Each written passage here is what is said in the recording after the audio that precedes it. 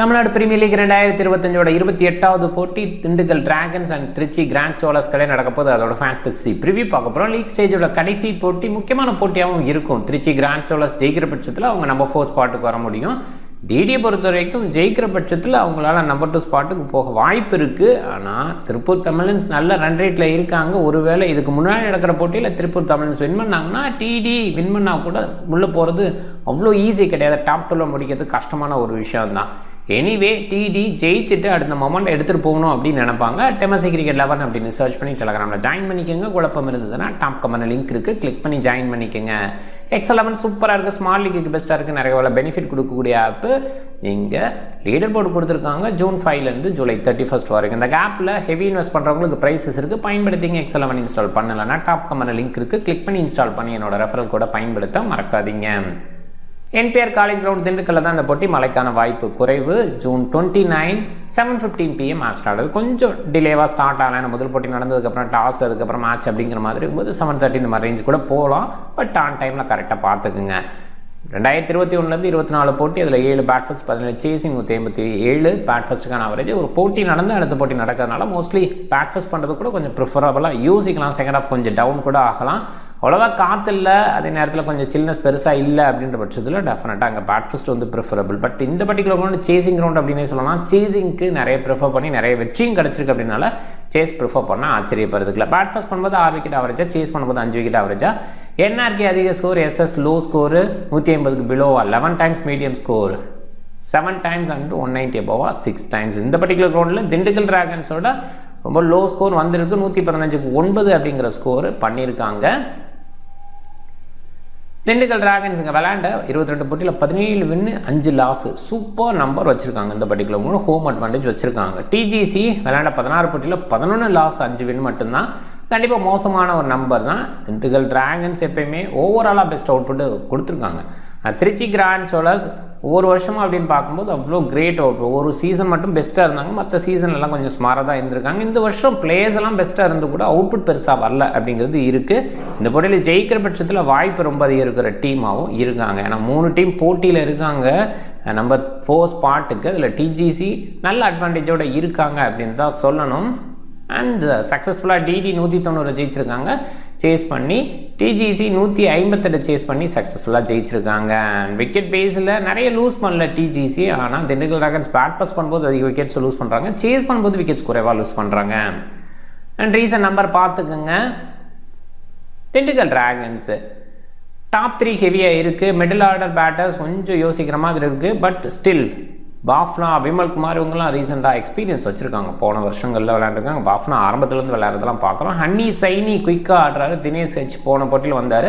பாசிபிளாக RK ஜெயந்தோட injury ஓகேவாக இருந்தால் RK Jayant உள்ள வந்து தினேஷ் வெளியில் வரலாம். அது மட்டும் பார்க்கணும். நிறைய மாற்றங்கள் திண்டுக்கல் டிராகன்ஸ் இந்த சீசனில் செய்யலை.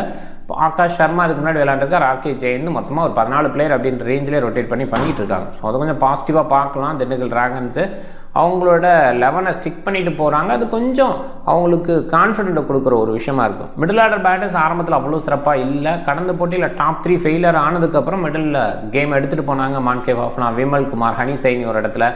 அண்ட் இந்த மாதிரி பார்க்கும்போது டெஃபினட்டாக இந்த இம்ப்ரூவ்மெண்ட் திண்டுக்கல் டிராகன்ஸோட மிடில் ஆர்டர் யங்ஸ்டர்ஸ் ஷோ பண்ணுறாங்க அப்படிங்கிறது பாசிட்டிவாக பார்க்கலாம். ஏன்னா திண்டுக்கல் டிராகன்ஸுக்கு போலிங் ரொம்ப ஸ்ட்ராங்காக இருக்குது.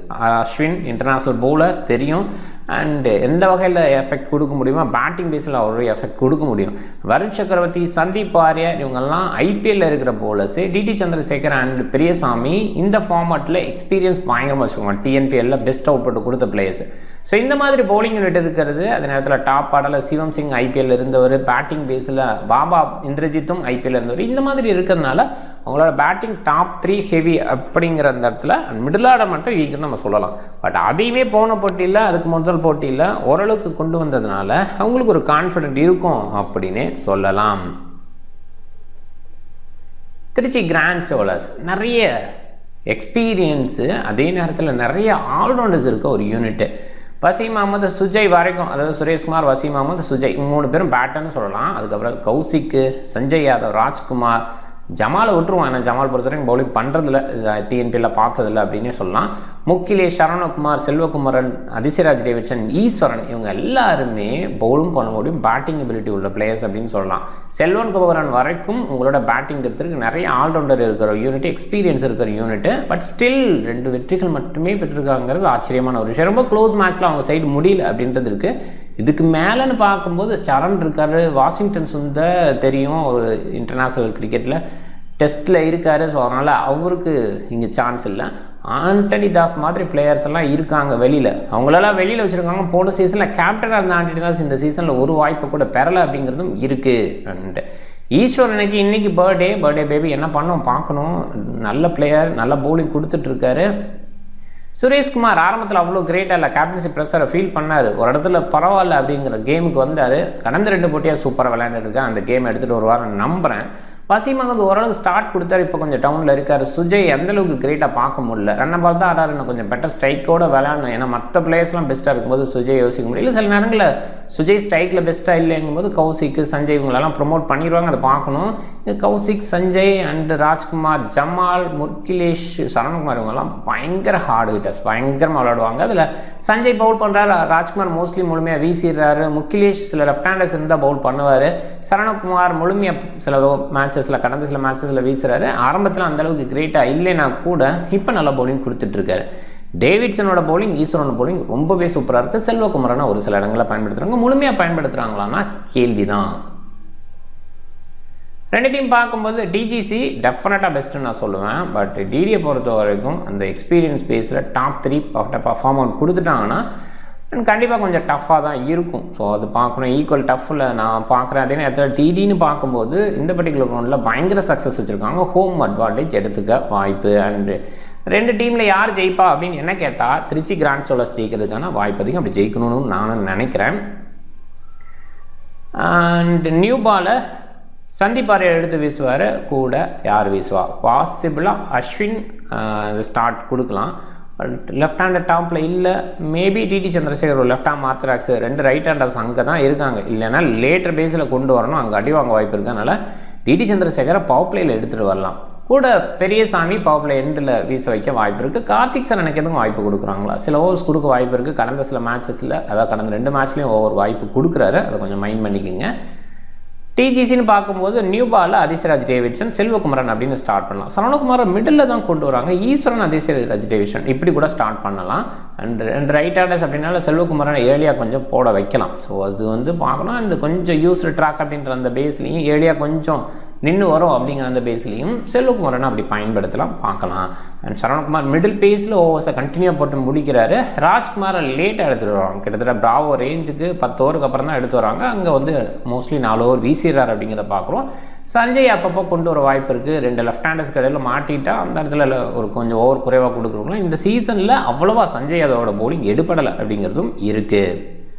பவுலிங் ஆப்ஷன் ஹெவி தான் டிஜிசி சைடு. இங்கே அடிஷ்னலாக கார்த்திக் சரண் அப்படின்னு பார்க்கலாம். கார்த்திக் சரண் 1 ஓவர் 2 ஓவர் அதில் டிடி சந்திரசேகர் ஒரு அடி வாங்கினா மட்டும்தான் மோஸ்ட் ப்ராபப்ளி டி சந்திரசேகர் மட்டும் அவரோட முழுமையான கோட்டா, ஃபுல் கோட்டா அப்படின்ற இடத்துல வீச மாட்டார் நம்புகிறேன்.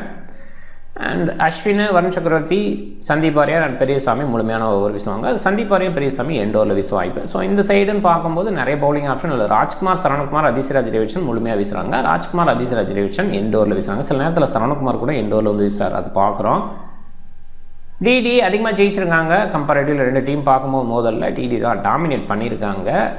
ரீசெண்டாக டிடியோட வின்னு கடந்த 5 போட்டியில் 3 அப்படின்னு இருக்குது. டிஜிசி கடந்த 5 போட்டியில் 2 வின் பண்ணியிருக்காங்க. ரீசன்ட் வின் அப்படின்னு பார்க்கும்போது ஓரளவு கடந்த 5 போட்டியில் டிடி தான் 4 போட்டியில் ஜெயிச்சிருக்காங்க. டிஜிசி ஒரே ஒரு போட்டியில் தான் ஜெயிச்சிருக்காங்க.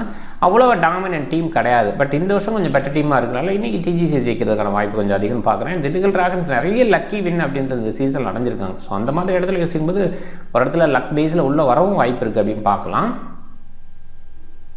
டாப் 14 மைண்டில் ஜஸ்ட் பார்த்துங்க. ஆன் டைமில் சில மாற்றங்கள் இருந்தால் அதை பேஸ் பண்ணி கொஞ்சம் யோசிக்கலாம். பிக் பேஸில் வசீம் அகமது டாப் ஆர்டரில் வராரு, நல்ல குவாலிட்டி இருக்கிற பிளேயர். பட் கடந்த சில போட்டிகளில் டவுனாக இருக்கார். சரவணகுமார் ஓரளவுக்கு கடந்த சில போட்டிகள் வந்தால் கூட அவ்வளோ நம்ப மாட்டுறாங்க. Sandeep Warrier wicket taking and extra pace இருக்கிற பவுலர், இங்கே கொஞ்சம் எக்ஸ்ட்ரா பேஸ் ரன்ஸை கொடுக்குது, அந்த வகையில் கொஞ்சம் யோசிக்கணும் தான். பட் ஸ்டில் எண்டில் கொஞ்சம் வெரைட்டி கொடுக்க முடியும், விக்கெட் எடுக்க முடியும்னு ஷோ பண்ணியிருக்காரு. அண்ட் சின்னதாக இன்ஜுரி கன்சர்ன் அவருக்கு இருந்துகிட்டு இருக்குது, அதையுமே நம்ம பார்க்கணும். ஒரு சைட் ஸ்ட்ரெயின் அப்படிங்கிற ஒரு ஃபீல் இருக்குது, அப்பப்போ பிடிக்கிறாரு. டிடி சந்திரசேகர் ஒரு பாயிண்டில் ஏர்லியாக விக்கெட்ஸ் எடுத்தார்னா கொஞ்சம் ஓவர்ஸ் அதிகமாக, ஸோ ஒரு பாயிண்டில் அவர் பொறுத்தவரை விக்கெட் எடுத்தார்னா நிறைய எடுப்பார், அதுவுமே இருந்திருக்கு. சிவம் சிங், அஸ்வின் அண்ட் ராஜ்குமார் நிறைய பேர் கேப்டன் ட்ரை பண்ணியிருக்காங்க. ஸோ அந்தளவுக்கு குவாலிட்டி பேட்டிங் டிஸ்பிளே 3 பேருமே கொடுக்குறாங்க. அண்ட் பவுலிங் பேஸில் அடிஷ்னலாக ராஜ்குமார் அண்ட் அஸ்வின் தான் இருக்காங்க. சுரேஷ்குமார், பாபா, இந்திரஜித் அண்டு சஞ்சய் யாதவ் இவங்கெல்லாம் இன்னிங்ஸ் பில்டராக பார்க்குறோம். ஸோ அதனால் இன்னிங்ஸ் பில்டராக இங்கே கேப்டன் ட்ரை பண்ணலாம். ஓரளவுக்கு செகண்ட் டேங்கிறதுனால பேட்டிங் பேஸில் கொஞ்சம் பெஸ்ட் அவுட்புட் இருக்கும். உங்களில் யார் வந்து பேட் ஃபர்ஸ்ட் பண்ணுறாங்களோ அவங்கள கொஞ்சம் ட்ரை பண்ணலாம். சேஸ் பண்ணுற டீமோட பேட் ஃபர்ஸ்ட் பண்ணுற டீமுக்கு கொஞ்சம் அந்த இனிஷியலாக கொஞ்சம் பெட்டர் அவுட்புட் கிடைக்கலாம். அதனால் சுரேஷ்குமாரோ பாபா, இந்திரஜித்தோ, சஞ்சய் யாதவ் யார் வந்து எந்த டீமில் எந்த பிளேயர் வந்து பேட் ஃபர்ஸ்ட் பண்ணுறாங்களோ அவங்கள ரிஸ்க் எடுத்து ட்ரை பண்ணலாம். விக்கெட் கீப்பர் இந்திரஜித் நல்ல சாய்ஸு. ஸோ அதே நேரத்தில் சுரேஷ்குமார் நல்ல சாய்ஸாக பார்க்குறேன். வசீம் ஒரு சில டீமில் ட்ரை பண்ணலாம், இப்போதைக்கு பிக் பேஸ்லேயும் குறைவாக எடுத்துருக்காங்க, அங்கே கிராண்ட் லீக்ல ட்ரை பண்ணுறது நல்ல சாய்ஸு. சிவம் சிங், முகிலேஷ் ரொம்ப லேட்டாக வர்றார், பவுலிங் பேஸ்லேயும் சில கன்சன்ட்ரேஷன் இல்லை. ஸோ அந்த வகையில் பார்க்கணும். பாஃப்னா, எம்கே சரண், அதே நேரத்தில் ஜமால், விமல்குமார் இவங்கெல்லாம் அப்பப்போ கேமுக்குள்ளே வர்றாங்க. ஸோ ஒரு சில டீம்ஸில் அப்படி ரொட்டேட் பண்ணி வேணால் ட்ரை பண்ணுங்கள். பட் ரிஸ்க்கான ஒரு விஷயம் தான். ஸ்மால் லீக்கு ட்ரை பண்ணுறவங்க சிம்பிளாக சிவம் சிங் மட்டும் ட்ரை பண்ணிவிட்டு ஆல்ரவுண்டர் பவுலர் சைடு போயிடலாம். அஸ்வின், ராஜ்குமார், சஞ்சய் யாதவ், கௌஷிக் வந்து பேட்டிங்கில் டீசெண்டாக பண்ணுறாரு. அந்த கேச்சிங் பொசிஷன் நிற்கிறது கொஞ்சம் பாசிட்டிவாக பார்க்கணும். வருண், பெரியசாமி, அதிசிராஜ் டேவிட்சன், ஈஸ்வரன். ஸோ இதில் நான் வந்துட்டு கௌசிக் எடுக்க மாட்டேன் அப்படின்னு யோசிச்சிங்கன்னா அந்த மாதிரி இடத்துல சந்தீப் வாரியரை யோசிக்கலாம், சரவணகுமாரை கூட யோசிக்கலாம். நம்ம பவுலிங் பேஸில் அவங்களாம் இருக்காங்க. சந்தீப் வாரியர் 2 ஓவரில் வீசினால அந்த பாயிண்டில் யோசிக்கலாம். கௌசிக் பொறுத்த வரைக்கும் இந்த ஹிட்டிங் பேஸில் பெஸ்ட்டாக இருக்கனால ஒரு பவுலர் ஆஃப் பண்ணிட்டு கௌசிக் எடுத்துக்கிறதும் ஓகேவான சாய்ஸை தான் பார்க்குறேன். அந்த இடத்துல மட்டும் எனக்கே குழப்பம் இருக்குது. அந்த டைமில் ட்ராக் எப்படி இருக்குன்னு அதை கொஞ்சம் பார்க்கலாம். பவுண்டரி டொமேஷன் சின்னது பெருசுன்னா அந்த இடத்துல கௌசிக் கொஞ்சம் பெட்டராக யூஸ் பண்ணுவார். ஸோ மிடில் பிச் வச்சா மட்டும் கொஞ்சம் பார்த்து எடுத்துங்க கௌசிக் எடுக்கிறதுக்கு. பட் சைட் பவுண்டரி பெருசு சின்னதுன்ற மாதிரி இருந்தால் கௌசிக் கொஞ்சம் பெட்டர் யூஸர். ஸோ பார்க்கணும். Captain Ashwin, vice captain Rajkumar, நிறைய பேர் இப்படி தான் போயிருக்காங்க, அது நல்ல சாய்ஸை தான் பார்க்குறேன். சஞ்சய் கொஞ்சம் யோசிக்கலாம், சிவம் சிங்கை கொஞ்சம் யோசிக்கலாம். டீம் பாருங்கள். விக்கெட் கீப்பர் 2 பேர்த்தை எடுத்திருக்கேன், 2 பேருமே டீசன்ட் ஸ்டார்ட் கொடுக்குறாங்க. அண்ட் ஆல்ரவுண்டர்ஸில் 3 ஆல்ரவுண்டர்ஸ் செம்ம சூப்பராக பண்ணிகிட்ருக்காங்க. அதே நேரத்தில் டாப் ஆர்டர் அஸ்வின் பேட் பண்ணுறாரு. 5 பவுலர்ஸ். இப்போதைக்கு இந்த டீமு நீங்கள் டிஃப்ரெண்ட் டீம் ட்ரை பண்ணுங்கள். இந்த வீடியோ பிடிச்சிருந்தா லைக் பண்ணுங்கள், உங்கள் ஃப்ரெண்ட்ஸுங்களுக்கு ஷேர் பண்ணுங்கள், சேனலை சப்ஸ்கிரைப் பண்ண மறக்காதீங்க. மிக்க நன்றி.